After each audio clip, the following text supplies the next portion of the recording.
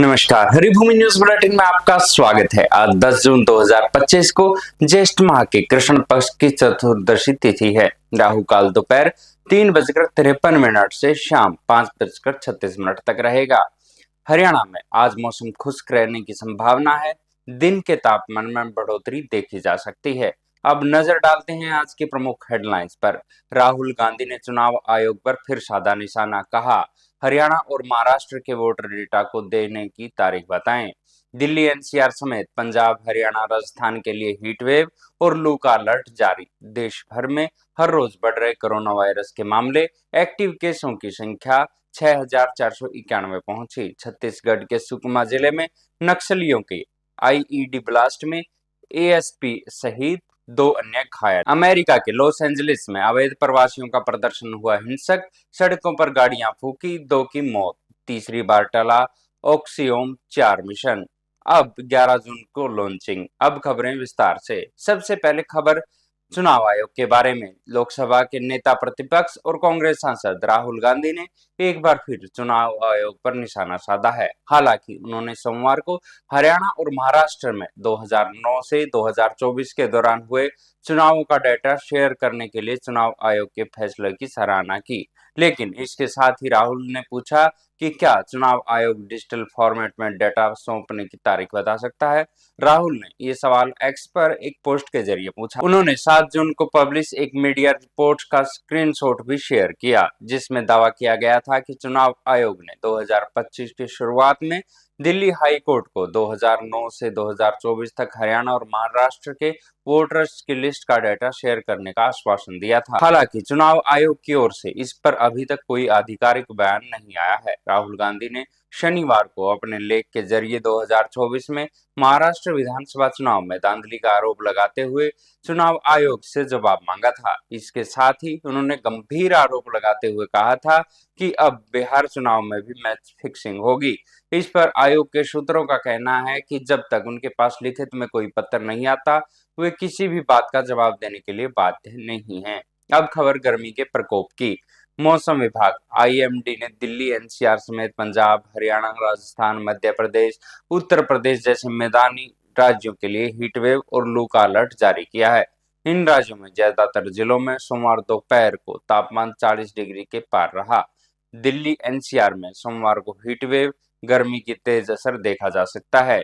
अधिकतर पारा 43.4 degree Celsius रहा, लेकिन गर्म हवाओं की वजह से ये असहनीय लग रहा था। दिल्ली एनसीआर में 10 और 11 जून को हीट वेव और गर्मी का ऑरेंज अलर्ट जारी किया गया है। 12-13 जून के लिए येलो अलर्ट है। वहीं सबसे ज्यादा खतरा मौसम विभाग ने राजस्थान में जताया है। यहाँ तेज हीट वेव और गर्म रात का रेड अलर्ट जारी किया गया है। सबसे ज्यादा अलर्ट राज्य के पश्चिमी जिलों जैसलमेर, बाड़मेर, जोधपुर, पाली, जालोर, सिरोही में है। राजस्थान के श्रीगंगानगर में रविवार को 47.4 डिग्री तापमान दर्ज किया गया था, जो देश में सबसे अधिक था। पहाड़ी राज्यों में भी तेज गर्मी जारी है। जम्मू कश्मीर में अगले 3 दिनों तक येलो अलर्ट है। मध्य प्रदेश के 16 जिलों में हीट वेव का येलो अलर्ट है। हरियाणा में भी गर्म हवाओं के थपेड़े सता रहे हैं। मॉनसून की बात करें तो ये 29 मई से अभी तक भी बिहार, पश्चिम बंगाल की सीमा पर अटका है। 15 जून तक इसके मध्य प्रदेश में पहुंचने की संभावना है। मॉनसून की बारिश के कारण पूर्वोत्तर राज्यों में भारी तबाही देखी जा रही है। कई जगह बाढ़ की स्थिति बनी हुई है। अब खबर कोरोना वायरस की। देश भर में कोरोना वायरस के एक्टिव केसों की संख्या 6,491 पहुंच गई है। बीते 24 घंटों में 358 नए केस सामने आए हैं। केरल में सबसे ज्यादा 1957 केस हैं। इसके बाद गुजरात में 980, पश्चिम बंगाल में 747 और दिल्ली में 728 एक्टिव मामले हैं। हरियाणा में मरीजों की संख्या 100 के पार चली गई है। स्वास्थ्य विभाग के मुताबिक जनवरी 2025 से अब तक 11 राज्यों में कोरोना के 65 मरीजों की मौत हुई है। इनमें से 58 मौतें बीते 10 दिन में हुई है। स्वास्थ्य विभाग के सूत्रों के मुताबिक कोरोना के बढ़ते केसों के बीच केंद्र सरकार तैयारियों की मॉक ड्रिल कर रही है। सभी राज्यों को ऑक्सीजन, आइसोलेशन बेड, वेंटिलेटर और जरूरी दवाओं की पर्याप्त व्यवस्था करने के निर्देश दिए गए हैं। अब बड़ी खबर छत्तीसगढ़ से। छत्तीसगढ़ के सुकमा जिले में नक्सलियों के आईईडी ब्लास्ट की चपेट में आने से कोटा डिवीजन के एएसपी आकाश राव गिरिपुंजे शहीद हो गए हैं। वारदात में कोटा एसडीओपी भानु प्रताप चंद्राकर और टीआई सोनल गवाला घायल हैं, जिन्हें रायपुर के निजी अस्पताल में भर्ती कराया गया है। एएसपी की शहादत की सूचना मिलते ही उनकी टीम के जवान फूट फूट कर रोते रहे। इसे लेकर सीएम साय ने कहा कि नक्सलियों को अब भुगतना होगा, उनके खात्मे के दिन नजदीक आ गए हैं। छत्तीसगढ़ से नक्सलियों का अस्तित्व ही खत्म कर दिया जाएगा। वहीं गृह मंत्री विजय शर्मा ने कहा कि अब नक्सलियों से कोई बातचीत नहीं होगी। बता दें कि केंद्र व राज्य सरकार नक्सलियों के खात्मे के लिए लगातार ऑपरेशन चला रही है। इसमें कई बड़े नक्सली नेता मारे जा चुके हैं। अब खबर अमेरिका से। अमेरिका के कैलिफोर्निया राज्य के लॉस एंजलिस में अवैध प्रवासियों को बाहर निकालने की सरकारी इमिग्रेशन पॉलिसी के खिलाफ 3 दिन से हिंसक प्रदर्शन हो रहे हैं। हिंसा में अब तक 2 लोगों की मौत हो चुकी है। इमिग्रेशन पॉलिसी के विरोध में उपद्रवियों ने सैकड़ों गाड़ियों को जला दिया, मॉल्स में लूटपाट की गई। कई प्रदर्शनकारी अमेरिकी झंडे पर थूकते और जलाते नजर आए। राष्ट्रपति डोनाल्ड ट्रंप ने आदेश दिया है कि जो लोग प्रदर्शन के दौरान मास्क पहन रहे हैं उन्हें तुरंत गिरफ्तार किया जाए। प्रदर्शनकारी मास्क पहनकर सड़कों पर उतर रहे हैं ताकि वे सुरक्षा कैमरों से बच सकें।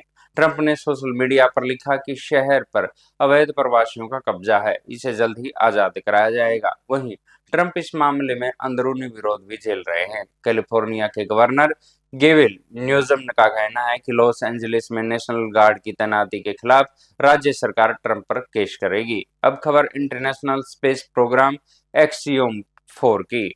इंटरनेशनल स्पेस स्टेशन के लिए लॉन्च होने वाला एक्सियोम 4 मिशन खराब मौसम के कारण एक बार फिर से टाल दिया गया है। अब ये 11 जून को भारतीय समय के अनुसार शाम 5:30 पर लॉन्च किया जाएगा। इंडियन स्पेस रिसर्च ऑर्गेनाइजेशन ने एक्स पर एक पोस्ट में यह जानकारी दी। इसरो चीफ वी नारायण ने कहा कि फ्लोरिडा के केनेडी स्पेस सेंटर से स्पेसएक्स के फाल्कन 9 रॉकेट की लॉन्चिंग पोस्टपोन्ड हो गई है। ये तीसरा मौका है जब इसकी लॉन्चिंग टाली गई है। इससे पहले 29 मई को मिशन लॉन्च होना था, बाद में इसे 8 जून शेड्यूल किया गया। इसके बाद इसे 10 जून को शाम 5:30 पर शेड्यूल किया गया था। एक्सियोम मिशन 4 में 4 देशों के 4 एस्ट्रोनॉट 14 दिन के लिए स्पेस स्टेशन जाने वाले हैं। शुभांशु शुक्ला आईएसएस पर जाने वाले पहले और स्पेस में जाने वाले दूसरे भारतीय होंगे। इससे पहले राकेश शर्मा ने 1984 में सोवियत संघ यूनियन के स्पेसक्राफ्ट से अंतरिक्ष की यात्रा की थी। ऐसी ही खबरों से जुड़े रहने के लिए देखते रहिए हरिभूमि टीवी। और अगर खबरों को विस्तार से जानना है तो हरिभूमि अखबार पढ़ें या हरिभूमि की वेबसाइट पर जाएं।